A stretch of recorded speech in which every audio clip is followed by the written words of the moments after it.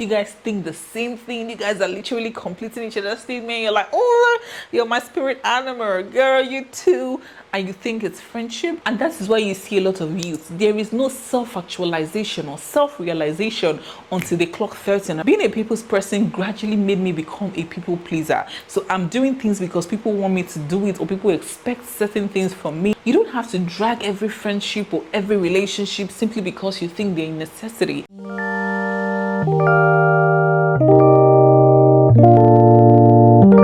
Hi guys, welcome back to my channel. It's your girl Jura. If this is your first time coming across this very beautiful face, please do not make it your last. I like to say to stay subscribed to this channel because over here we talk about very many juicy topics, so do well to subscribe and be a part of the community. Okay, so very quickly today I'm going to talk to you about the things I regret not starting in my early 20s. So without further ado, let's jump right in. So the first on my list would be time management. To be honest, I did not know the importance and the value of my time and how to channel it, especially when it had to do with people, relationships, activities, events, jobs, businesses. There are a lot of things that I gave power to. There are a lot of things that took my time. I mean, by time, I mean my precious time in my early 20s, and I did not know the importance of time. You know how they say time is money? To be honest, I did not understand the importance of time management in my early 20s. And did that affect me? Yes, it did, because I found myself giving energy and attention to things that didn't matter. So the question you should be asking is this thing you're channeling your time and energy to, is it adding or subtracting to your life? To be honest, I did not understand what it meant to be stingy and selfish with my time in my early 20s. I thought it was just something I could play around with or give freely, but turns out it is the most precious thing. And the moment you begin to plan your life and channel your energy to things that are important, the better for you. In my early 20s, I had absolutely no boundaries. Like, I was boundaryless. Is there a word like that? I don't even know, but I did not have boundaries. Like, I allowed people walk into my life, dictate what they wanted to do with my time, my precious time in my early 20s. And thinking about it right now, how sick. So making sure that whatever you're doing is contributing to your life, be it your mental health, your physical health, your emotional health, your financial health, make sure it is contributing in one way or the other. The second thing I regret not starting in my early 20s is delayed gratification. And I know this might sound weird, especially to those in their early 20s, because it'll be like delayed gratification. When I just finally rented a place of my own, when I can finally afford the luxury bags and shoes, when I can go on that vacation. I get you. I feel you.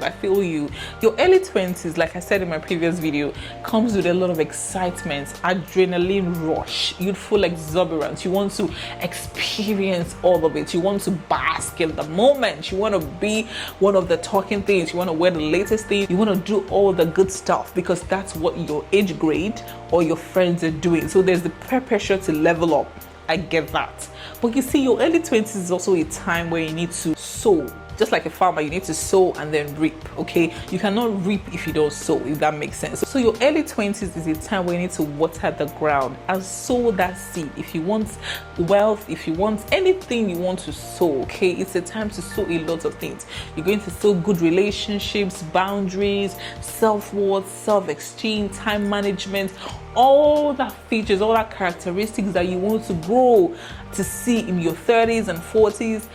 Your early 20s is a time for you to begin to sow that seed, okay? So delayed gratification might seem like a lot, but I can tell you for free that it is going to be worth it at the end of the day. Anything that you know that is not a need. Now, you need to know that there is a difference between a need and a want. A want is something you just want simply because you can afford it, or you really want it because everyone is getting it. A need is something you cannot do without. It's almost like it's essential for your existence, okay? You need to know the difference. Anything that is not a need in your life should be something you can keep for later. When you're done building, when you've put your life together, then you can now go for those things, okay? You need to stay away from things that will distract you, because to be honest, like I said, in your early 20s, it is easy for you to be distracted. It is easy for you to be caught up in the moment, and then you forget the most important thing which you should be doing, okay? And that is why you see a lot of youth. There is no self-actualization or self-realization until they clock 30 and they're like, boom, What am I doing? How did I miss it all along? Exactly, because you were supposed to be sowing in your early 20s. You're supposed to be planting and investing in yourself, getting a skill, building passive income, making yourself better, working on your self-esteem, your self-confidence, be you a man, be you a woman. Your early 20s is that time. And to be honest, I wish someone told me this, okay? I wish someone told me the importance of doing all this in my early 20s. This delayed gratification also applies to friendships and relationships. I've heard a lot of people tell me, oh, I'm not in the right mental space to be in a relationship because I have other things I'm focusing on. And that is a good thing. You don't have to drag every friendship or every relationship simply because you think they're a necessity. It is okay for you to be in a season of your life where you feel like you just want to go solo. You don't need anything romantic, anything relationship, simply because you have things, better things that you're working on, okay? So understanding the concept of delayed gratification will make a whole difference in your early 20s. Take it from me. Now, this leads me to my next point, which is defining friendships and relationships. In your early 20s, you get to see a lot of people. If you're still in university at that time, you tend to have a lot of people around you, people you mistake for friends, people you don't even know what category they fall under. You just call them friends because they are around you. Your early 20s is a time to define those people around you, okay?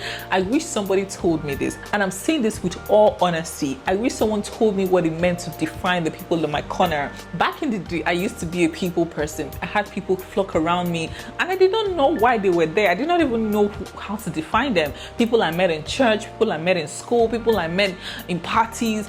I just called all of them friend, okay? But growing older, I realized that defining my friendships will save me a lot of headache and heartache. And also from collecting friendship breakfast and relationship breakfast, okay? So you need to define the people in your corner. If you met somebody in church and you have a church kind of connection with them, they are your church members. If you have a colleague at work and you guys vibe, no matter how much you guys vibe, he or she is your colleague, okay? And that relationship stays professional. If you have somebody or you know somebody that goes to the same church as you and you guys are very cordial, you exchange pleasantries, they are not your friends, okay? They are your church members. Then if you have people that like you guys go way back, you guys probably have childhood memories together, then you can categorize them as friends. Does this mean you cannot promote or demote people accordingly? Of course you can, okay? A church member today can be a friend tomorrow. A friend today can be an acquaintance tomorrow, okay? You also need to understand what it means to have acquaintances. Acquaintances are people that you're very jovial with, you have good vibes with. You come into a place, you see them, you vibe, you laugh, you guys even complete each other's sentences. That can be an acquaintance. Do not mistake that for a friend, okay? The fact that you guys vibe, the fact that you guys have the same mindset, the same ideology, you guys think the same thing, you guys are literally completing each other's statement. You're like, oh, you're my spirit animal, girl, you too, and you think it's friendship. It just may not be. Now, do not get me wrong, that may be the foundation of a very, very beautiful friendship or relationship or whatever that is. That just may be it. But on a second thought, you need to take things one step at a time. Do not be faster than your shadow. Do not be quick to promote people to become friends when they're supposed to stay as acquaintances or when they can just remain as colleagues or church members or whoever they are, okay? So you need to understand the dynamics of defining people around you and allowing them act accordingly. That way you don't have high expectations of people. That way, if that church member doesn't show up for your event or if that colleague doesn't come through for you, you don't feel hot because there is no expectation whatsoever. Another thing I regret not starting in my early 20s is not giving a hoot about people's perception of me. Okay, so back in the day, I was a people's person, okay? And because I'm a people's person, I had people around me. I realized that I gradually became a people pleaser. Now, because I had people around me and because I always wanted to be around people, I just kind of saw myself taking validation or getting validation from them. So I want to do something, I'm asking for their opinion, and if they tell me, oh, this thing is not good or I don't like this, I'm like, okay, it's not supposed to be so. Forgetting that I am the chief judge of my life. Being a people's person gradually made me become a people pleaser. So I'm doing things because people want me to do it or people expect certain things from me. Or they say, oh, you're this, are you not supposed to behave like this? And I'm acting because that is their expectation of me, okay? Or that is their perception of me. Forgetting that I am my own architect. I am the director of my life. I'm the architect, I'm the producer, I'm the director of this script that God has given to me, which is my life. So therefore, you are the one to dictate what happens in your life. Is it okay to get a second opinion from people? Of course, you can decide to. You can even get a third opinion on something, an issue or a topic, whatever it is you want people to give you a second opinion on.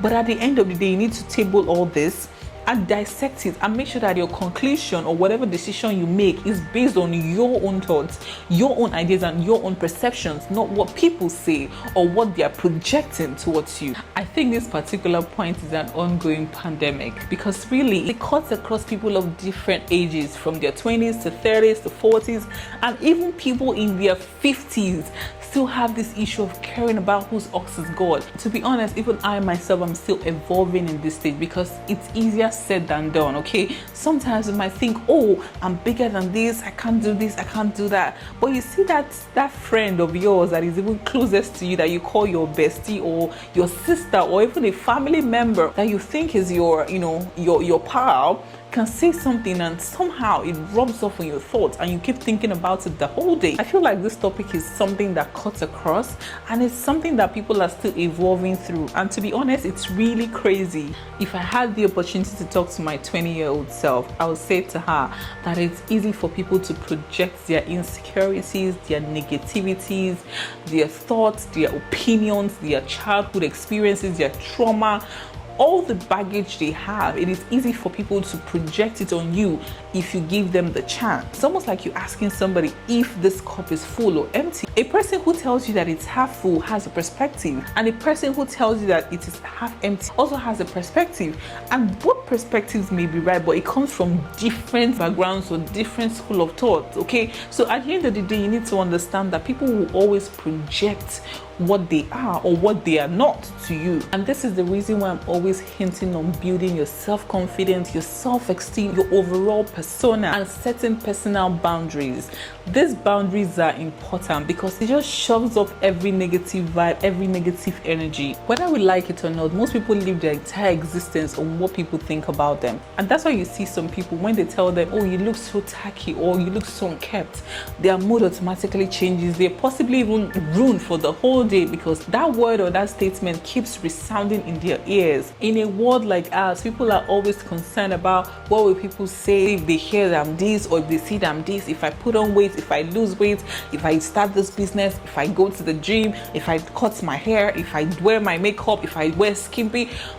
There are a lot of what ifs, and that is because we give room for people to pour in their opinions, okay? Just like in social media, you post something and you see over 30,000 comments, and 90% of those comments are people criticizing who they don't even know, okay? You don't even know this person, you don't know them from Adam, but you point your insecurities or your frustrations and your misery to them simply because you have data and you can talk. So understanding that people will always have an opinion, and it is left for you to shut that voice or shut their thoughts and focus on you, will do you a lot of good. And I wish someone told me this in my early 20s, guys, to be honest. Another thing I would tell my 20-year-old self is to overcome the fear of the unknown. In my 20s, especially my early 20s, there were so many dreams, visions, and aspirations that I had as a girl that I wanted to actualize, but I was too scared to do something about it. I was too scared to make any move towards actualizing it, let alone actualizing it. I wish I challenged myself to do better. I wish I challenged myself to do more,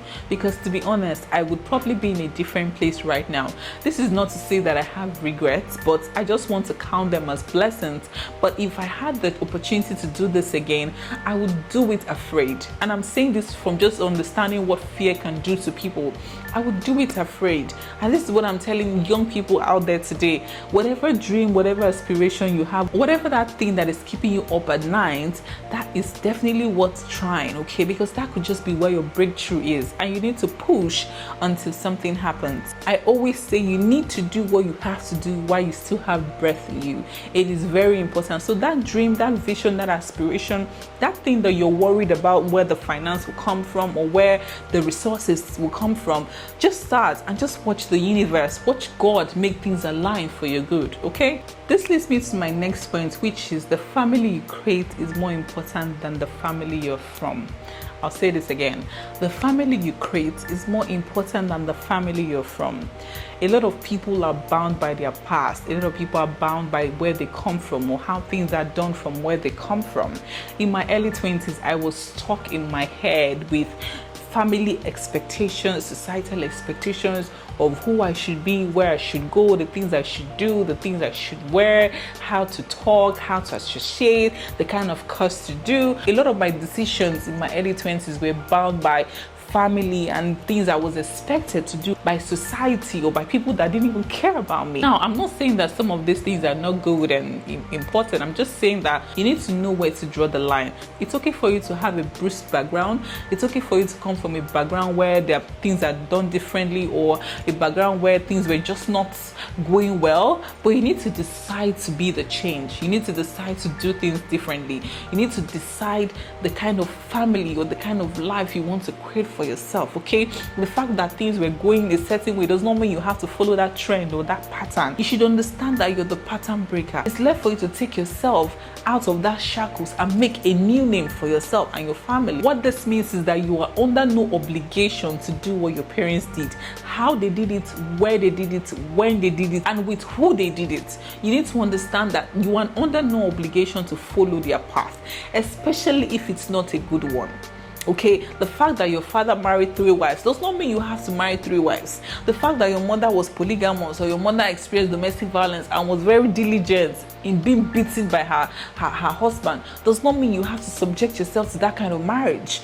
God are those days when things are done. So you need to define the kind of family you want, the kind of orientation you want, because your children will look up to you for that. To be honest, I had an idea about this in my early 20s, but I did not understand the level at which it will impact my decisions along the line. Now I'm in my late 20s and I'm tilting towards my 30s and I'm telling myself, oh my God, I wish I dived into this extensively. I wish I took my time to actually understand the dynamics of family patterns, because sometimes you see these things play out and you don't even know where it's coming from, but you see yourself doing things that your families did because your mom says, oh, I did it, so therefore you do it, or my mother did it, my mother's mother did it, so therefore I'm doing it, and so therefore you should do it. No, okay, you need to be woke when it comes to things like this. You should also understand that family is not just by blood, but by people who you choose to put in it, or people who you choose to call family. Okay, there are a lot of people in my life today that are closer to me like family. I mean, I have people who have come through for me in ways that I cannot imagine. These people are friends or well-wishers turned family, and that's because I open my heart to entertain all the love I'm getting. Okay, so you need to also understand that the fact that you came from this background, or the fact that you have a big family, or the fact that you have a small family, does not mean you cannot change that pattern. You should understand that you're the architect, you're the actor, you're the producer of your life. Okay, the life that God has given you, He has put you in charge to make decisions. What that means is that you can promote and demote anybody at any time. I always say this, even in your family unit, there are people that are in your family that are even causing you more harm than good. It is okay to demote them and promote people accordingly. Okay, so therefore family is not by blood alone, it's by people you choose to put in it. If somebody that you met as a friend over the years have become even more relevant to you than your brother, it is okay to make them your brother. It's okay to call them your brother or your sister. It's okay to bring them closer. Sometimes God deliberately plants people in our lives to serve purposes. Okay, that's why you hear people say he's a friend turned a brother, or he's a friend that is closer than a brother. There are people you meet in life and they just make you thank God for their existence, because they will do for you things that your brother, your sister, your parents cannot do for you. So you need to be very intentional about the people around you and making sure that you don't lose the people that God has planted in your life. And still on this matter, you need to heal from your baggage. See, over the years, I have come to understand that if you do not heal from that trauma, from that pain, from that thing that causes you to shed tears, you're going to bleed on people that did not hurt you. You're going to bleed on people that genuinely care about you. A lot of people come from bruised backgrounds. They've had the worst childhood. They've experienced the worst from life, and sometimes they stagger through life and because you did not allow yourself to heal and drop all those baggages, you find yourself going through life with those baggages, and you get to meet people who probably have their own baggages that cannot take on yours. So at the end of the day, you lose good people, you bleed on people who care about you, people who are willing to come into your life and impact positively. But because you have so much going on, there is no room for them. Okay, your early 20s is a time where you need to heal. And I'm saying heal from just understanding what it means to heal. If you're finding it difficult or it's something that doesn't seem achievable, it is okay to seek professional help. It's okay to get a counselor or a therapist. It's okay to meet a professional that will help you through this phase. Because like I said before, your early 20s is a time where you're evolving, you're growing, you're blooming. You're just like a flower that is blooming. That is the time where you learn to even shine the brightest. And if you have so much baggage, how do you expect to shine? So please, please, please, I say this all the time, heal from your baggage, heal from your past, heal from that trauma.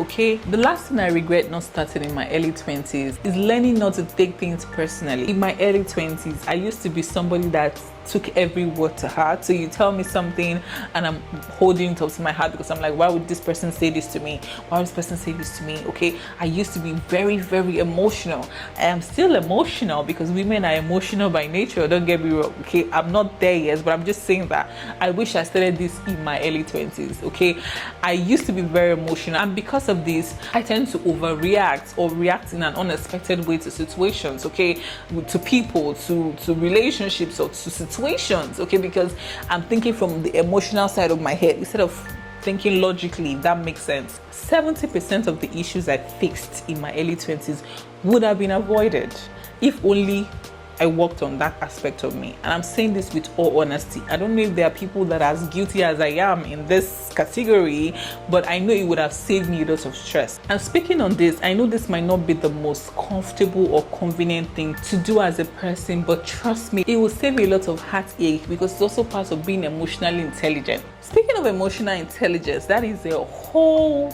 different topic, guys. I cannot overemphasize the importance of emotional intelligence.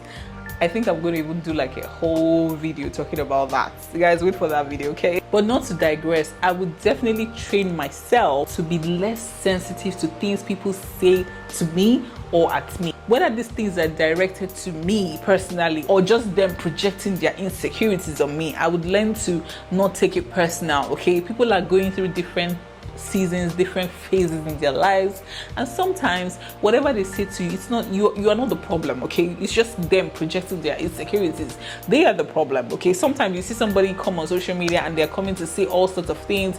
Maybe they just came out from a horrible marriage, or they're going through a divorce, or they just lost a loved one, and they're saying things and you're wondering, why are you saying all this? Why are you being so heartless and wicked? But you realize that it's from something that has happened or has happened in their lives, okay? So learning to not take things personal, learning to not hold things up in my chest is going to do you good. And I'm saying this because, like I said before, I'm still learning. I'm still in a learning curve, so I'm not even there yet. But this is something that I wish I started in my early 20s, okay? So this is all I have for you today.